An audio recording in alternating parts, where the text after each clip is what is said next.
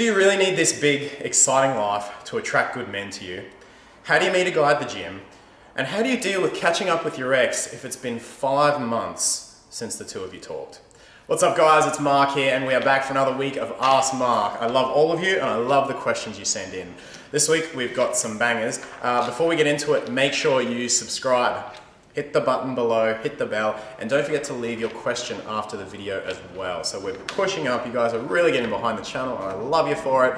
Now, I'm still answering as many questions as I possibly can from all you guys, answering all the comments. If I get a bit behind, my apologies, I will do the best I can.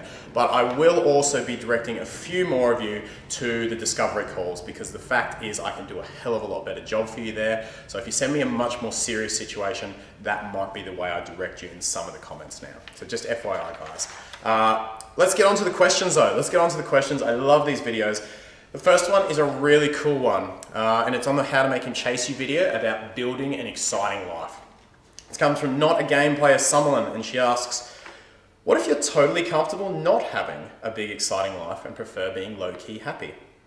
Or you can't go out, or you can't afford to go out and do things just to make yourself seem a certain way when that's not who you are.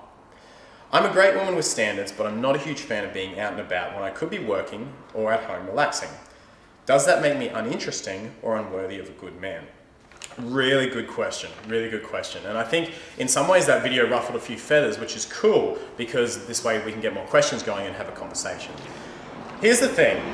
People get this image of, oh, I have to have a big, exciting life. I've got to be going out all the time. I've got to be, you know, playing sports or going to events or doing all these cool things. And look, if you love that, you can do that. And for me, like some of that is what I like to kind of do. But what you really need is a life that you feel congruent with and that makes you vibrantly happy. Because let me tell you, if you're just miserable when you're going out to events and you're doing things you don't want to do just to attract men, that's the worst, especially if you're spending money on it all, that's the worst way to live your life and to attract men ever. It's not congruent with you and you're not going to attract congruent men as a result. So here's what I'd say. You have to build a life that you love. And for most people, that is going to mean doing something or something different or going out and doing certain things at least. Or maybe it's working on a business or maybe it's taking up a sport, maybe it's doing knitting. Jamia, so you guys know Jamia. Jamia, all she talks about is gardening. She loves it. She loves, like every fiber of her being loves gardening. And you see when she talks to guys, the way they respond to her, they're just like enraptured when the girl talks about gardening. That's her thing and that's her big exciting life. She loves it and she'll draw men into that just with her vibrancy and her energy. It's not about having this preset life that you imagine when I say, oh, this big exciting life. It's about having an exciting life that you love. Now with that said, that's still often going to involve you getting out of your comfort zone. So me, for example, when I was much, much younger, I used to hate clubs and hate social venues, right? But that was my shyness and my comfort talking. That wasn't me. Now I love them, absolutely love them. But I had to force myself into them for hundreds of nights before I came to love them. And I knew I was doing that to becoming more of me. So this is where you've got to be honest with yourself. Am I not doing things very often because I'm comfortable? And if I ask myself, what would I be doing if I could do anything? There'd actually be other things I would be doing. Or do you just genuinely love relaxing at home and that makes you so vibrantly happy? You know, I believe we were all put on this earth to do things. And when you're in congruence with that and you're doing the things you love, you're going to show that vibrancy. Now, there might not be as many things for different people. Like for me, there's a lot of things that I need to stay really busy to keep myself vibrantly happy. But for other people, they're happy being a more relaxed life. My ex, who I am truly grateful for, she was happy with a more relaxed life and she loved it and she had that vibrancy to her. So you've got to figure out what is my version of my best, most exciting life for me and how do I make that a reality? And if you make that a reality, if you do a few things or some things or maybe lots of things to make that a reality, you're going to show a vibrant energy every day and it's going to come across to men that you love your life. So again, it's not about the things that you're doing or this preset idea of this big exciting life. It's about building a life that you love and still pushing your comfort zone where you know it needs to be pushed. Hope that makes sense, not a game player someone. Second question is from the 𝐀𝐁𝐎𝐔𝐓 fan, and the 𝐀𝐁𝐎𝐔𝐓 fan asks, "Hey Mark, love your videos. I would like to ask you a question please, or could you give me a few tips on how to flirt with a guy at the gym?" Love it. Here is a guy who always looks at me and I look at him back, trying to make eye contact. He is with his friends, often though. I'm not alone either. That makes it difficult. I'm very shy, I'm not sure what to do. Awesome question. Definitely harder when he's with his friends. And for him too, when you're with yours, he's very unlikely to approach in that environment without an enormous amount of signals from you. So here's what I do. Ask him for help. Ask him to help you out with an exercise. Don't make up a question because you just make it one up and it seems like appropriate. But find something a little more complex, or ask a genuine question about training and get his help on it. Because what that's going to do, he'll come over to you, he'll be there for a minute or so, he'll help you out for a bit, and then you say, "Hey, my name's whatever." He'll say, "Hey, nice to meet you, da-da-da." And then you've set it up. You see, the awesome thing about the gym is that you keep seeing people. You don't have to do this rushed or more intense interaction that you might have to do at a nightclub or even a shopping center or something. The gym is like your security that you're going to probably keep seeing him again. So ask for his help. Introduce. And then over the coming weeks, as you see him, you're going to be, "Hey, Steve, how are you?" "Oh yeah, I'm good. How are you?" "Yeah, I'm good, did too. Did this morning." And you're going to talk more, and that's going to become more of a friendship. And to the point where you guys, each time you see each other, you're going to be like, "Hey, it's Steve, and it's Chem fan. How you doing? What's been happening? How's that thing you went to? How's this thing you did?" You guys are going to interact on that level. And that's when you have the opportunity to flirt and push towards one-on-one, meeting one-on-one outside of the gym. So I hope that makes sense, Chem fan. Take advantage of the fact that you don't have to do it all in one interaction, but start the ball rolling by asking for his help and exchanging names with him, and then you become friends and you can go from there. Really simple, and it'll work really effectively. Okay, last question. I love this question. I love this question. It's from Anina. She says, "Hey Mark, love your videos. Thank you so much, Anina. I do have a question. My ex-boyfriend, he broke up due to the reason that he thought he needed some space. Wrote to me this week to ask for catch-up." Cool. Now the breakup was 5 months ago and we had absolutely no contact during this time. Congrats for that. That's genuinely hard to do. Guys, if you can do a good 5-6 months no contact, you really reset that frame. That's a good, people always say 30 days no contact. I think if you're not sure about the breakup and you're considering getting back, that's good.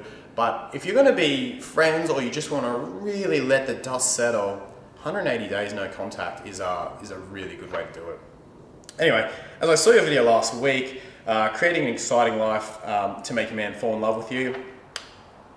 I don't know if it's to make a man fall in love with you, but it is to create a life that men want to be involved in. You never want to make someone fall in love with you, but that's not the point of the question. I posted some things on Facebook. I hope he posted them for you and not for him. A couple of days later, he texted me. Of course he did. My question is, should I behave friendly or should I be rather distant on the date? The breakup was 5 months ago. We had no contact during this time. Anina, why on earth would you be distant? Everyone does this. They go, "Oh, my ex hurt me, so I'm going to not talk to him at all at work. I'm going to communicate via a friend and make it really weird in the process. Or I'm going to be really cold when I see him at a party." Do you know what that does? It reminds him that he made the right decision. Well, this bitch is still cold after 6 months. Gee, I dodged a bullet there. You always want to remember two things. Number one, you are grateful for this guy. Okay, even if he broke your heart or did something arsey like cheated on you or whatever it was, you are grateful. Number one, because you learned something from him that you clearly need to learn. And number two, he showed that true side of himself so that you could get away and grow yourself. No matter what role this person played, you are grateful that he played it. I'm always surprised by how hateful people are of their exes and how lacking in gratefulness they are. I mean, I met a woman the other night and she was talking about her exes and she was so positive about it, and I was just, this is so rare. It's so rare to have someone who goes, "Yeah, my ex wasn't right for me, but I wouldn't be where I am today without him." I thought, what a wonderful attitude. What if only we all had more attitudes like that, where we could go in and really, even if it didn't work out with our exes, appreciate them for the part they play. Now, the second part of this is you've gone away and you've grown your life. You've gotten some awesome things in the last 5 months going for you. So why would you dull that down to see him? When you're friendly, so you're going friend, you're not going flame again, but you're going friend, he gets all the best parts without getting that part that he used to get, which is behind it all. In other words, you've gone away and you've shined your light brighter than ever. Why would you dull that down now? Why would you not shine it brighter than ever around him for you and have the secondary effect of him going, shit, she's doing well. I might have stuffed up here. Now again, this isn't the reason you're doing it. You're not being overly bright just to make him miss you, because that's coming from the wrong place. But look at you, like you've killed it the last 5 months. You've changed your life, you've done exciting things. Why would you not, that's you. Why would you not go and be yourself around him?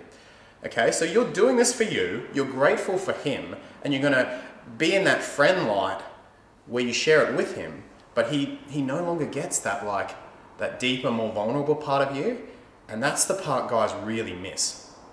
Again, you're not doing this to manipulate him or to prove yourself or to try and get him back, but you're doing it because this is you now. And rather than him getting this cold girl who's like hardly talking to him and acting weird, and he's like, wow, 5 months and she's still hung up over this, he gets this bright, shining angel, and he's like, oh my God, this is what I was attracted to in the first place, but now I don't get the underneath, the more vulnerable part of it, and some other guy's gonna get that. And it'll do a dude's head in. Again, you're not doing it to do his head in, it's just a secondary effect, it's just a natural add-on to you being the best you that you've been for the last 5 months, and that you're gonna continue to be, whether you're around him or whether you're not. So to conclude, you definitely be friendly, be grateful, treat him like a friend, not a flame, but a friend, and it is just gonna, it's gonna blow his mind what you've become.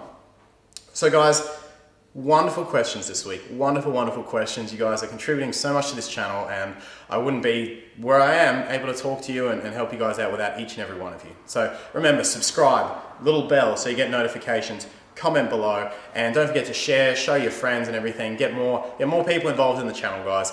I answer each and every question personally. I'm going to keep doing that as long as I possibly can. So thank you so much for contributing. Guys, I shall see you in the next video very, very soon. Love you all. Hit the thumbs up and have a wonderful week.